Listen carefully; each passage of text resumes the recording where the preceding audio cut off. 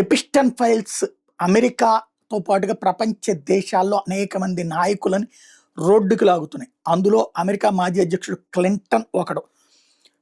లైంగిక నేరగాడిగా అపఖ్యాతి మూటగట్టుకోవడంతో పాటు అంతర్జాతీయంగా గూఢచారిగా పనిచేశారన్న ఆరోపణలు ఎదుర్కొన్నటువంటి జెఫ్రీ ఎపిస్టీన్ వ్యవహారం విచారణలో కీలకమైనటువంటి మలుపు ఇది. అమెరికా కాంగ్రెస్ అంటే పార్లమెంట్ అనమాట, ఓవర్ సైట్ కమిటీ ముందు హాజరై వాంగ్మూలం ఇస్తామంటూ మాజీ అధ్యక్షుడు బిల్ క్లింటన్, ఆయన భార్య హిల్లరీ క్లింటన్ ఒప్పుకున్నారు. వాళ్ళ లాయర్ల ద్వారా ఈ విషయాన్ని ప్రకటించారు. రిపబ్లికన్ పార్టీకి చెందిన James Comer Congress House oversight కమిటీకి చైర్మన్గా ఉన్నాడు. ఇంతకుముందు క్లింటన్ దంపతులు వాంగ్మూలం ఇవ్వడానికి అప్పట్లో అంగీకరించలేదు. దాంతో ధిక్కారి చర్యలు అంటే అరెస్ట్ చేస్తామని ప్రకటించాడు కమిటీ చైర్మన్.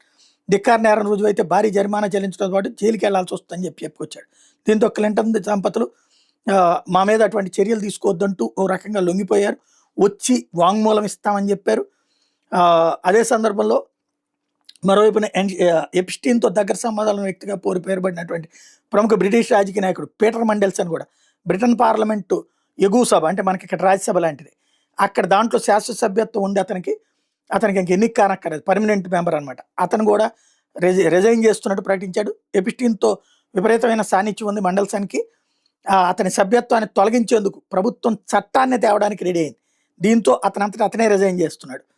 తాజాగా విడుదలైన ఎపిస్టీన్ ఫైల్స్లో వెల్లడైన వివరాలు తన ఆశ్చర్యానికి గురి చేశాయని మరియు బ్రిటన్ ప్రధాని కీర్ స్టార్మర్ చెప్తున్నాడు.